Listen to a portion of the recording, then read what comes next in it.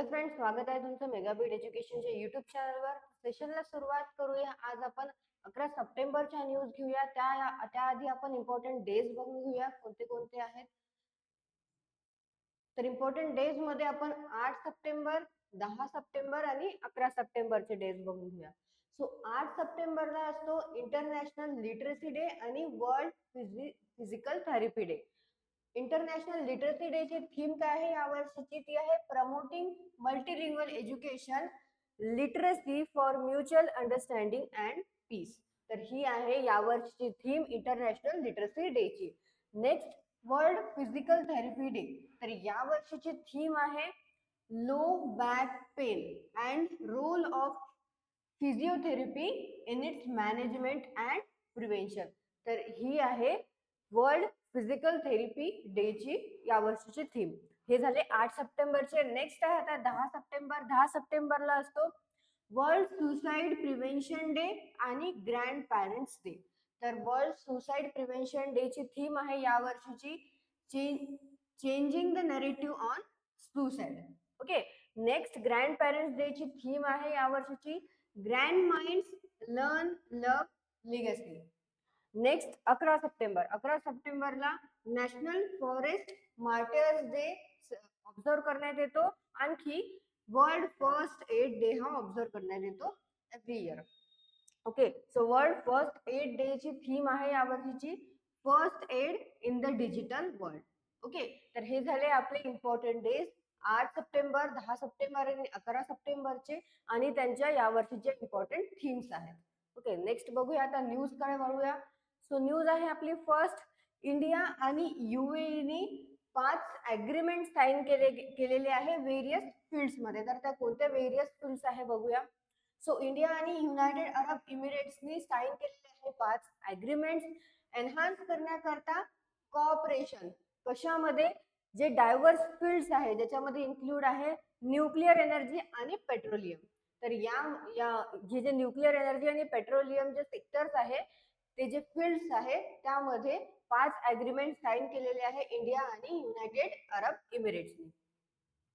Nuclear energy corporation. तर यामध्ये जो एमओयू साइन झालेला आहे, ओके, तो झालेला आहे on Barakah nuclear power plant operation आणि maintenance between Emirates nuclear energy company. Okay. आणखी nuclear power corporation of India limited. तर यामध्ये हा एमओयू साइन झालेला आहे यांच्यामध्ये. नेक्स्ट, पेट्रोलियम सेक्टर मध्ये झालेला आहे तर तो झालेला आहे लिक्विफाईड नॅचरल गॅस सप्लाय.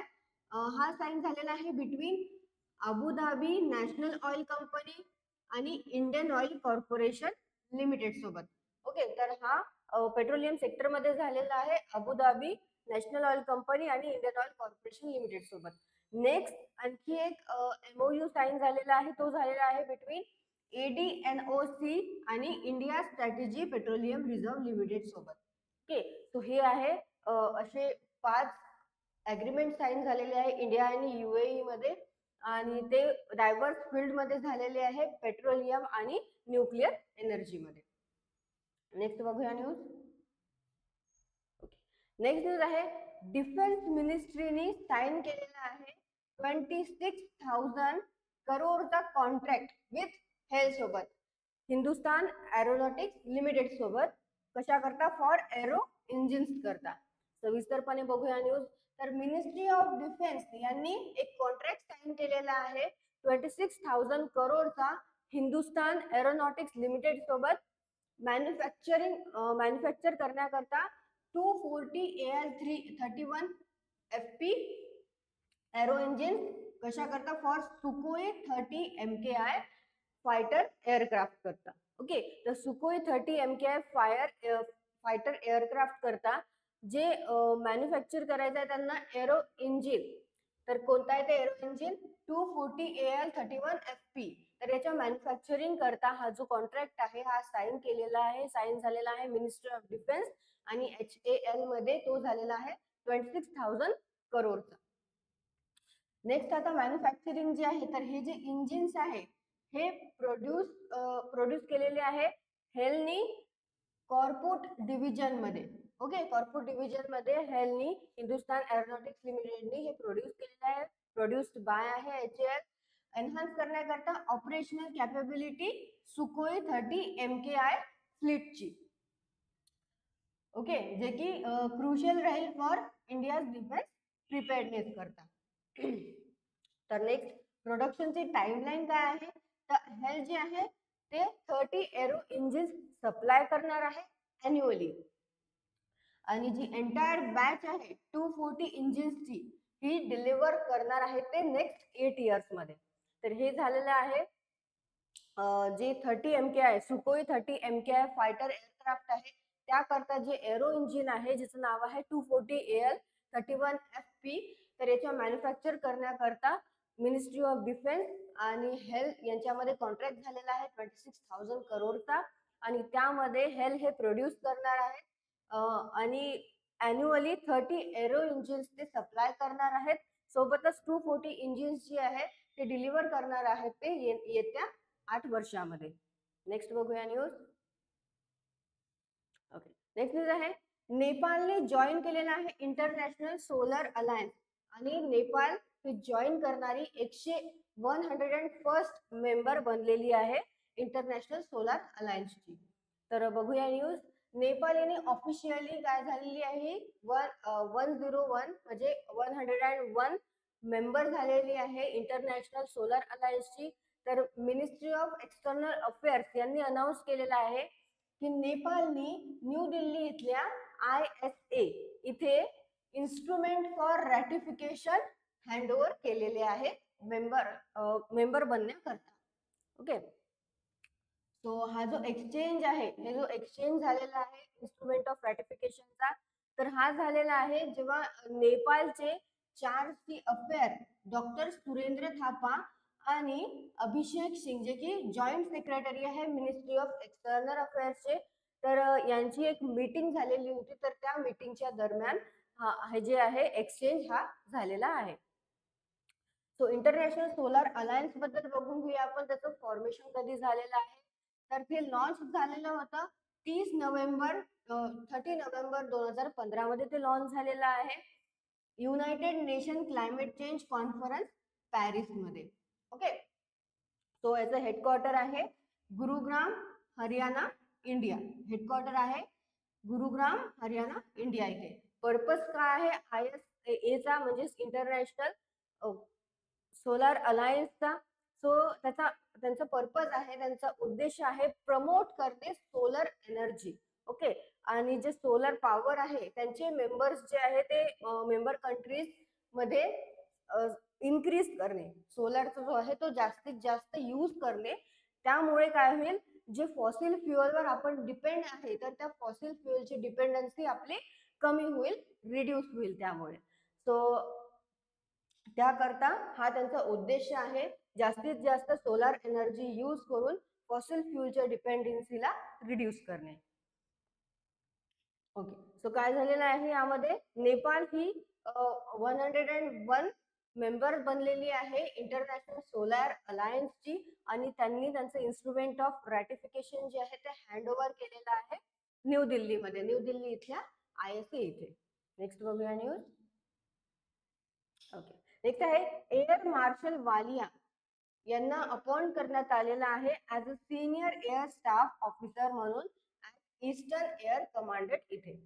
तर air marshal Inderpal Singh. Okay, air marshal जे आहे ज्यांचं अपॉइंटमेंट झालेलं आहे त्यांचं नाव आहे इंद्रपाल सिंग वालिया. यांनी ऑफिशियली अज्युम केलेला आहे त्यांचा role as a senior air staff officer म्हणून इंडियन एअर फोर्सचं ईस्टर्न एअर कमांडेड इथे. ओके, सो आता जे SASO आहे तर SASO ची पोझिशन काय असते इंडियन एअरफोर्स मध्ये. तर SASO ची जी इंडियन एअरफोर्स मध्ये जी पोझिशन असते तर त्याच्या इक्विव्हॅलंट मध्ये ओके, तर इक्विव्हॅलंट मध्ये काय इंडियन आर्मीची चीफ ऑफ स्टाफची पोझिशन असते आणि इंडियन नेव्ही मध्ये सुद्धा. तर जी पोझिशन SASO ची असते इंडियन एअरफोर्स मध्ये तर तशीच इक्विव्हॅलंट पोझिशन इंडियन आर्मी आणि इंडियन नेव्ही मध्ये चीफ ऑफ स्टाफची असते. सो त्यांच्या करिअर बॅकग्राऊंड बद्दल बघून घेऊया. तर त्यांनी इंडियन एअरफोर्स जॉईन केलेला होता 11 जून 1988 मध्ये फायटर स्ट्रीम मध्ये. नंतर त्यांनी अक्युमुलेट केलेले आहे ओव्हर 3200 फ्लाइंग अवर्स. ओके, आणि त्यांचं जे आहे फ्लाइंग एक्सपिरियन्स त्यामध्ये त्यांनी बरेचसे व्हेरियस फायटर एअरक्राफ्ट सुद्धा त्यांनी फ्लाय केलेले आहे. तर ज्यामध्ये आहे MiG-21, MiG-23BN, MiG-27, Jaguar, Su-30 MKI. Okay, तर हे असे व्हेरियस फायटर एअरक्राफ्ट आहेत जे त्यांनी फ्लाय केलेले आहे, म्हणजे त्यांना बराचसा फ्लाइंग एक्सपिरियन्स आहे. तर त्यांना हे मिग जे आहे ते सुद्धा त्यांनी फ्लाय केलेले आहे, त्याच्यामध्ये ते इन्क्लूड आहे. त्यांचा प्रिव्हियस रोल काय होता, प्रिव्हियस ते कुठे सर्व करत होते, तर ते commanded a front line fighter squadron. Okay, the tactical and combat development establishment. तर इथे आधी ते वर्क करत होते की बेस जी आहे इन सेंट्रल सेक्टर. की त्यांनी आणखी सर्व केलेला आहे ऍज एअर डिफेन्स कमांडंट तिथे वेस्टर्न एअर कमांडंट मध्ये, आणि as a defence attache to Japan. तर इथे सुद्धा त्यांनी सर्व्हिस दिलेली आहे. त्यांना अवॉर्ड कोणते कोणते मिळालेले आहे, सो वायुसेना मेडल त्यांना मिळालेले आहे 2008 मध्ये, आणखी 2018 मध्ये त्यांना अतिविशिष्ट सेवा मेडल सुद्धा प्रदान करण्यात आलेला आहे त्यांचे डिस्टिंग्विश सर्व्हिस बद्दल. Okay, so air marshal Inderpal Singh Walia यांना अपॉइंट करण्यात आलेला आहे, आणि त्यांनी त्यांचा रोल जो आहे, त्यांची पोझिशन जी आहे ती अज्युम केलेली आहे as a senior air staff officer म्हणून इंडियन एअर फोर्स मध्ये ईस्टर्न एअर कमांडंट इथे. नेक्स्ट बघूया न्यूज. नेक्स्ट आहे आता इंडिया यूएस ची जॉईंट मिलिटरी एक्सरसाइज. तर इंडिया आणि यूएस ची जी जॉईंट मिलिटरी एक्सरसाइज आहे तिचं नाव आहे युद्ध अभ्यास. तर ती कुठे स्टार्ट झालेली आहे बघूया, कधी स्टार्ट झालेली आहे आणि कधीपर्यंत राहणार आहे. सो ही आहे 20th addition. Okay, 20th addition आहे हा इंडिया आणि यूएस चा जॉईंट मिलिटरी एक्सरसाइजचा या वर्षीचा, जिचं नाव आहे युद्ध अभ्यास. युद्ध अभ्यास 2024, जी स्टार्ट झालेली आहे फॉरेन ट्रेनिंग नोड महाराजा फील्ड फायरिंग रेंज राजस्थान मध्ये. जे राजस्थान मध्ये महाराजा फील्ड फायरिंग रेंज आहे तिथे ती जी एक्सरसाइज आहे ती स्टार्ट झालेली आहे. युद्ध अभ्यास जो आहे तो स्टार्ट झालेला आहे, आणि 22 सप्टेंबर पर्यंत ही एक्सरसाइज जी आहे ती तिथे राहणार आहे. 22 ला ती कन्क्लूड होणार आहे. 22 सप्टेंबरला ती एक्सरसाइज जी आहे ती कन्क्लूड होणार आहे. तर 2004 मध्ये ही एक्सरसाइज जी आहे ती स्टार्ट झालेली होती, आणि आतापर्यंत ती होत आहे, आणि अॅन्युअली ती अल्टरनेटली इंडिया आणि यूएस मध्ये होत असते. तो की डिटेल्स काय आहे, स्कोप आणि कॉम्प्लेक्सिटी काय आहे आता ह्या एडिशनची. सो या एडिशन मध्ये expanded in both scope. Okay, आणि कॉम्प्लेक्सिटी ज्याच्यामध्ये फीचरिंग आहे इन्क्रीज ट्रूप स्ट्रेंथ आणि ऍडव्हान्स इक्विपमेंट. तर ट्रूपचे जे डिप्लॉयमेंट आहे, आता इंडियन आर्मीचे आणि यूएस आर्मीचे किती कॉन्टिजेंट्स त्यामध्ये पार्टिसिपेट करत आहे, तर इंडियन आर्मीचे जे कॉन्टिजेंट्स आहे ज्याच्यामध्ये इन्क्लूड आहे 600 पर्सोनल, जे की आहे राजपूत रेजिमेंट मधलं. ओके, आणि यूएसचे जे कॉन्टिजेंट्स आहे त्यामध्ये कन्सिस्ट आहे 1 to 24 battalion of 11th airborne division, जी की बेस्ड आहे इन अलास्का. सो असे जे आहे ट्रूप डिप्लॉयमेंट जे आहे इंडियन आर्मी आणि यूएस कॉन्टिजेंट्सचे त्यामध्ये राहणार आहेत. ऑब्जेक्टिव्ह काय आहे एक्सरसाइजचा, तर प्रायमरी गोल जो आहे एक्सरसाइजचा तो आहे एनहान्स करणे मिलिटरीची कॅपेबिलिटी, जे की काउंटर टेररिझम आहे त्या ऑपरेशन्स त्याकरता मिलिटरीची कॅपेबिलिटीला एनहान्स करण्याचा हा प्रायमरी गोल आहे या एक्सरसाइजचा, आणि within a sub conventional warfare setting. Okay, तो फोकस आहे एक्सरसाइजचा एम्फोसाइज करणे operations in semi desert environment, ज्यामध्ये इन्क्लूड आहे joint responses to simulated terrorist incidents आणि collaborative planning field training exercises. Okay, तर यांच्यावर फोकस राहणार आहे या एक्सरसाइजचा. तर युद्ध अभ्यास जी आहे ती इंडिया आणि यूएस ची जॉईंट मिलिटरी एक्सरसाइज आहे. यावर्षी 20th एडिशन आहे त्या एक्सरसाइजचा, आणि ही पार पडत आहे राजस्थान इथल्या महाजन फील्ड फायरिंग रेंज मध्ये, आणि ही कन्क्लूड होणार आहे 22 सप्टेंबर 2024 मध्ये. ओके, नेक्स्ट बघूया न्यूज.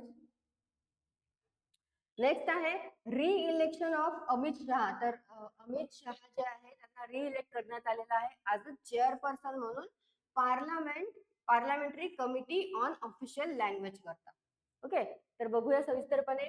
युनियन होम मिनिस्टर आहेत अमित शहा यांना अनएनिमसली म्हणजेच अनएनिमसली त्यांना रिइलेक्ट करण्यात आलेलं आहे ॲज अ चेअरपर्सन म्हणून पार्लमेंटरी कमिटी ऑन ऑफिशियल लँग्वेजचं. तर त्यांचं टेन्युअर जे आहे आता सेकंड कॉन्झिक्युटिव्ह टर्मला ते झालेले आहे, रिइलेक्ट झालेले आहे, म्हणजे ऑलरेडी ते इलेक्ट होते आणि परत त्यांना रिइलेक्ट करण्यात आलेला आहे, म्हणजे हा त्यांचा सेकंड कॉन्झिक्युटिव्ह टर्म आहे ॲज अ चेअरपर्सन म्हणून. तर प्रिव्हियसली त्यांचा टर्म होता 2019 पासून तर 2024 पर्यंत. तर गोल काय आहे 2047 चा हा गोल आहे की गव्हर्नमेंटचा एम आहे जी ऑफिशियल सिस्टीम आहे ते to operate in Indian languages by year 2047. म्हणजे 2047 पर्यंत जे पण ऑफिशियल सिस्टीम्स आहे ते इंडियन लँग्वेजेस मध्ये ऑपरेट करण्याचा त्यांचा एम आहे. So technological development department of official language यांनी एक सॉफ्टवेअर सुद्धा डेव्हलप केलेला आहे जे की ऑटोमॅटिकली काय करेल, ट्रान्सलेट करेल ऑल लँग्वेजेस. ओके, जे की लिस्टेड इन 8 शेड्यूल, जे की 8 शेड्यूल आहे इंडियन कॉन्स्टिट्यूशनचं. त्यामध्ये जे पण लँग्वेजेस आहे इन्क्लूड, तर त्या ऑल लँग्वेजेस ट्रान्सलेट करू शकेल असा एक सॉफ्टवेअर सुद्धा, ऑटोमॅटिकली ट्रान्सलेट करू शकेल असा एक सॉफ्टवेअर सुद्धा डेव्हलप केलेला आहे डिपार्टमेंट ऑफ ऑफिशियल लँग्वेजेसनी. ओके, सो अमित शहा जे आहे युनियन होम मिनिस्टर त्यांना रिइलेक्ट करण्यात आलेला आहे ॲज अ चेअरपर्सन म्हणून parliamentary committee on official language. Next बघूया न्यूज. नेक्स्ट आहे एशियन डेव्हलपमेंट बँक. तर एशियन डेव्हलपमेंट बँकचे जे प्रेसिडेंट आहे मसत्सुगु असकावा यांनी इन्फॉर्म केलेलं आहे. तर बघा आतापर्यंत एशियन डेव्हलपमेंट बँकचे जे प्रेसिडेंट होते त्यांचं नाव होतं मसत्सुगु असकावा. तर ते जे आहे त्यांनी इन्फॉर्म केलेलं आहे एशियन डेव्हलपमेंट बँकच्या बोर्ड मेंबर्सला की ते त्यांचं इंटेन्शन आहे रेझिग्नेशन द्यायचं, म्हणजे ते रिझाईन करणार आहेत. ओके, तर ॲज अ प्रेसिडेंट म्हणून ते रिझाईन करणार आहेत 23 फेब्रुवारी 2025 मध्ये, म्हणजे पुढच्या वर्षीच्या 23 फेब्रुवारीला ते रेझिग्नेशन देणार आहे ॲज अ प्रेसिडेंट म्हणून, म्हणजे प्रेसिडेंटच्या पोझिशनवर ते रेझिग्नेशन देणार आहे एशियन डेव्हलपमेंट बँकचं, असं त्यांनी इन्फॉर्म केलेलं आहे बोर्ड मेंबर्सला. तर असकावा हे सर्व करत होते ॲज अ 10th प्रेसिडेंट म्हणून. तर 17 जानेवारी 2020 पासनं 17 जानेवारी 2020 पासनं ते ॲज अ एशियन डेव्हलपमेंट बँकचे प्रेसिडेंट म्हणून सर्व करत होते आणि ते 10th प्रेसिडेंट होते. ओके, असकावा ज्यांनी सक्सीड केलेलं होतं ताकेहिरो नाकाओ यांना 2020 मध्ये. तर कसे इलेक्ट करण्यात येते प्रेसिडेंट एशियन डेव्हलपमेंट बँकचे, कसे अपॉइंट करण्यात येते, तर जे प्रेसिडेंट आहे एशियन डेव्हलपमेंट बँकचे हे अपॉइंट करण्यात येते थ्रू इलेक्शन. ओके, थ्रू ते अपॉइंट करण्यात येते आणि ते जे इलेक्शन आहे ते घेतात board of governor's. Okay, so जे प्रेसिडेंट आहे ते सर्व करतात 5 इयर टर्म करतात, म्हणजे 5 वर्षाची त्यांची टर्म असते अपॉइंट झाल्यानंतर. त्यानंतर ते रिन्यू सुद्धा करू शकतात, म्हणजे जे गव्हर्नर्स आहे किंवा जे मेंबर्स आहे ते त्यांची पोझिशन जी आहे ती ॲज अ प्रेसिडेंट म्हणून रिन्यू सुद्धा करू शकतात त्यांची पोझिशन, पण 5 वर्षाकरता हे फिक्स असते त्यांची टर्म.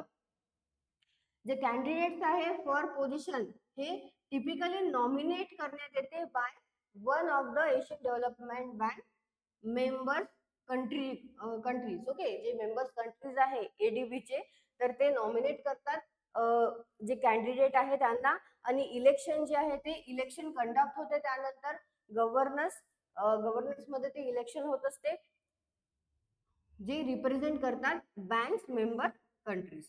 ओके, सो असं होत असते एशियन डेव्हलपमेंट बँकचे प्रेसिडेंटची अपॉइंटमेंट. आणि जे आतापर्यंत एशियन डेव्हलपमेंट बँकचे प्रेसिडेंट आहेत 10th प्रेसिडेंट आहेत मसत्सुगु असकावा, ते आता रेझिग्नेशन देणार आहे. तर त्यांचं रेझिग्नेशनचे पुढच्या वर्षीच्या 2025 मधल्या 23 फेब्रुवारी मध्ये ते रेझिग्नेशन देणार आहेत. ओके, नेक्स्ट बघूया. ओके, क्वेश्चन्स बघून घेऊया आपण. तर फर्स्ट इम्पॉर्टंट डेज बघून घेऊया. 8 सप्टेंबर, 10 सप्टेंबर आणि 11 सप्टेंबरचे. तर 8 सप्टेंबरला हा इंटरनॅशनल लिटरसी डे म्हणून ऑब्झर्व करण्यात येतो, आणखी वर्ल्ड फिजिकल थेरपी डे म्हणून ऑब्झर्व करण्यात येतो. नेक्स्ट 10 सप्टेंबरला वर्ल्ड सुसाईड प्रिव्हेन्शन डे हा ऑब्झर्व करण्यात येतो इयर, आणि ग्रँड पॅरेंट्स डे सुद्धा ऑब्झर्व करण्यात येतो एव्हरी इयर. नेक्स्ट आहे 11 सप्टेंबर. 11 सप्टेंबरला नॅशनल फॉरेस्ट मार्टियर्स डे आणि वर्ल्ड फर्स्ट एड डे सुद्धा ऑब्झर्व करण्यात येतो 11 सप्टेंबरला एव्हरी इयर. नेक्स्ट आता बघूया क्वेश्चन. सो फर्स्ट क्वेश्चन आहे, अंडर विच स्ट्रॅटेजी अग्रीमेंट, कोणती स्ट्रॅटेजी अग्रीमेंट डिड इंडिया आणि UAE यांनी एक्सप्रेस केलेलं आहे सॅटिस्फॅक्शन त्यांच्या रिसेंट प्रोग्रेस करता. तर ते आहे comprehensive economic partnership agreement. Okay, तर हा आहे कॉम्प्रिहेन्सिव्ह इकॉनॉमिक पार्टनरशिप अग्रीमेंट, आणि हा झालेला आहे इंडिया आणि UAE मध्ये. 5 अग्रीमेंट झालेले आहे एनहान्स करण्याकरता कॉपरेशन डायव्हर्स फील्ड्स मध्ये. जे फील्ड्स आहे ते इन्क्लूड आहे त्यामध्ये न्यूक्लिअर एनर्जी आणि पेट्रोलियम. नेक्स्ट क्वेश्चन आहे, what is the total value of contract जे की साइन केलेला आहे बाय डिफेन्स मिनिस्ट्री हेल्थ सोबत. ओके, त्याच्यामध्ये फॉर कशा करता 240 AL-31 FP एरो इंजिन्स करता. तर तो झालेला आहे 26,000 करोडचा कॉन्ट्रॅक्ट. विच कंट्री, कोणत्या कंट्रीने जॉईन केलेला आहे इंटरनॅशनल सोलर अलायन्सला लास्ट फ्यू मंथ्स मध्ये अलॉंग साइड नेपाळ. तर नेपाळने जे आहे ते आता केलेलं आहे, आणि नेपाळ झालेली आहे 101 मेंबर इंटरनॅशनल सोलर अलायन्सची. तर त्यासोबतच लास्ट फ्यू मंथ्स मध्ये आणखी कोणी जॉईन केलेलं आहे मेंबर म्हणून, तर ते केलेलं आहे मालावी आणि जॉर्डनने. What is the headquarter location of the eastern air commandant. जे ईस्टर्न एअर कमांडंट आहे त्याचं हेडक्वार्टर लोकेशन कुठे आहे, तर ते आहे मेघालयाचे शिलाँग मध्ये. Since which year has the युद्ध अभ्यास एक्सरसाइज बीन हेल्ड एन्युअली. तर कधीपासून युद्ध अभ्यास जी आहे इंडिया आणि US मधली जॉईंट मिलिटरी एक्सरसाइज ही अॅन्युअली हेल्ड करण्यात येते अल्टरनेटली दोन्ही कंट्रीज मध्ये. तर ती कधीपासून स्टार्ट झालेली आहे, ती झालेली आहे 2004 पासून. Next, who has been reelected as chairperson. कोणाला इलेक्ट करण्यात आलेला आहे ॲज अ चेअरपर्सन म्हणून of parliamentary committee on official languages आता 2024 मध्ये. तर ते आहे अमित शहा. अमित शहा यांना अपॉइंट करण्यात आलेलं आहे. अमित शहा हे युनियन होम मिनिस्टर आहेत. Next, who did मसत्सुगु असकावा succeed as Asian development bank president. तर एशियन डेव्हलपमेंट बँक चे प्रेसिडेंट म्हणून मसत्सुगु असकावा यांनी कोणाला सक्सीड केलेलं होतं आधी, तर ते केलेलं होतं टाकेहिरो नकाओ यांना. सो तुम्हाला सेशन आवडलं असेल तर सेशनला लाईक करा. नवीन असाल चॅनलवर तर चॅनलला सबस्क्राईब करा, बेल आयकॉन प्रेस करा, म्हणजेच तुम्हाला नवीन नवीन व्हिडिओचे नोटिफिकेशन्स येणार. सोबतच टेलिग्राम आणि इंस्टाग्रामला जॉईन करा. त्यावर तुम्हाला वेगवेगळ्या इम्पॉर्टंट ट्रिक्स सुद्धा मिळणार, ट्रिक्सचे रील्स मिळणार. त्याची लिंक डिस्क्रिप्शन बॉक्स मध्ये दिलेली आहे. सोबतच आजची जर तुम्हाला PDF हवी असेल तर त्याची पण लिंक डिस्क्रिप्शन बॉक्स मध्ये दिलेली आहे. थँक्यू.